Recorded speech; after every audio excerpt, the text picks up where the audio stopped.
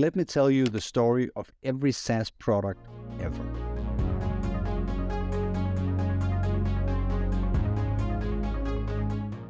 So you have a product, it's going well, you're selling it, you're growing, all is fine.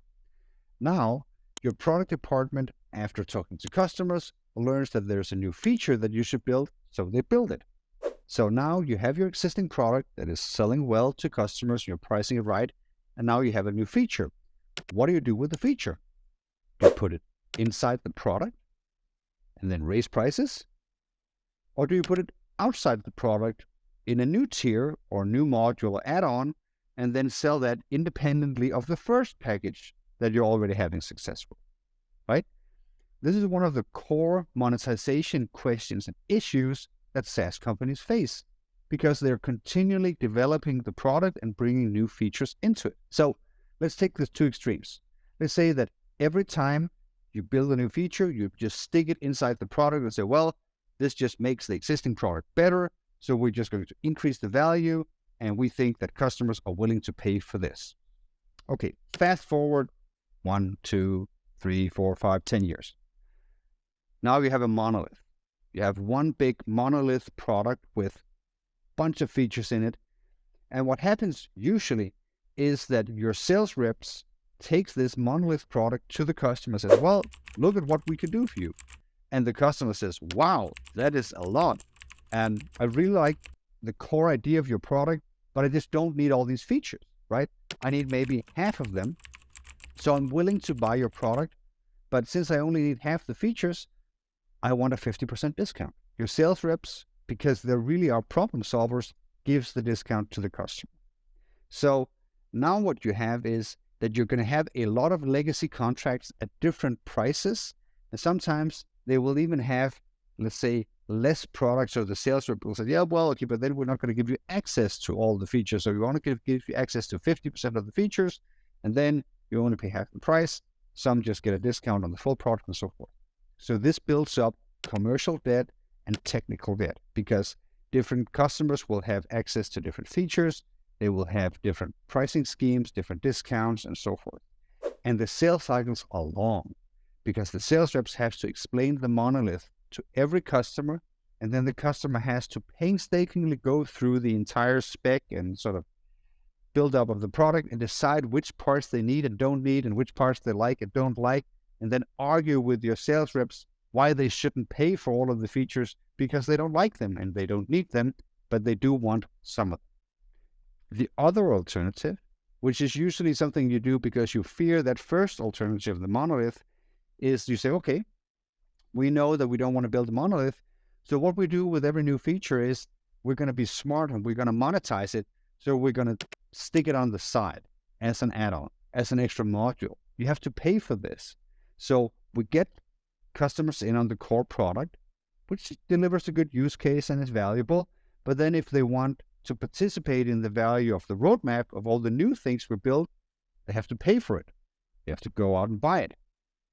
Now, fast forward 1, 2, 3, 4, 10 years. Now you have a Hydra product, like a many-headed snake. Because what happens is that you pushed 30, 50, 100 features to market, and now you have 30, 50, 100 different add-ons and modules, which gives how many product combinations? Millions, sometimes really millions. I see millions of product combinations in some of these legacy products. And what happens is that from a technical perspective, maintaining the interfaces and product configurations you have between this multitude of different add-ons and modules is really, really hard. So it becomes harder and harder to maintain and keep bug-free the existing code base. And almost all of your development resources actually spent just maintaining all the connections between the add-ons and modules you have and keeping them alive and valuable instead of actually building new value. Also, your sales team is now, whenever there's new innovation and value being created by your product development, have to go out and spend resources, spend CAC, customer acquisition cost, to actually bring this value to the customer and convince them that they need it. So a lot of your sales teams in the beginning of this process are spent acquiring new customers, but over time, your sales team will spend all their resources actually just cross-selling and upselling to existing customers instead of actually getting new business through the door. So this also generates non-growth for a company, because a lot of the resources, both in development and sales, are now spent on just maintaining the existing base of the product. So this is the two sort of extremes that you can face when building a product. Right? Either you build a monolith or you build a Hydra. Neither is good. Like, both of these options have definite drawbacks and will lead to you giving some sort of discount or having inefficient sales or having inefficient product development and so on. And of course, the middle ground is the best option here. But really, it has to do with how do you determine what the middle ground is, and how do you even conceptualize this? Do you just always have 3 packages and just build those 3 monoliths? Is it just like you take an average of the two? I would argue that the centerpiece of this thinking has to be jobs to be done. So my rule of thumb for packaging is 1 job, 1 package, and 1 package, 1 job. So if you're selling passenger management systems to airlines, then you figure out what the core thing that they need is. Maybe that's just that, passenger management. And then you sell that. And if then you figure out that the airport also needs, I don't know, to manage the process of lost luggage or to have some analytics dashboards or something else, then those specific use cases and demands, which usually has particular budget and particular use cases and other user group attached to them, becomes its own package. So you can develop around that, right? But the core package remains the core package. And if you develop features that makes that better, you put them in there and raise the price. If you develop a feature that really does something new, that solves a new use case, you put it outside, and then you decide that this is now something you sell, and then you package around that and stick a price to it and ask your sales reps to bring that to market. But it's only when you have a distinct job, meaning that there is a source of demand in the market with your customers that you meet with a particular feature set or bundle, that you actually package around this.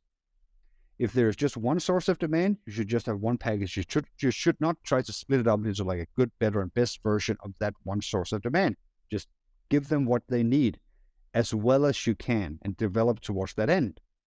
But if there are 2 sources of demand, you need 2 products, because then you get to monetize each of them. This is just the core principle I use to escape the monolith on the one hand and the Hydra product on the other. I hope the analogy makes sense to you. It's sort of a wordplay I sometimes use to describe to product teams what is happening and why they need to remain stringent and consistent when thinking about how to monetize new features and innovation, and in which directions to pull the roadmap, which really is to strengthen the jobs that we're already serving, or distinctly trying to serve new ones and then really covering those. Okay, I hope this conceptually at least makes sense to you and is useful, and maybe you are sitting in a Monoliths product already, or Hydra or something like that, and then, this is how I would approach thinking about cleaning it up. All right, take care.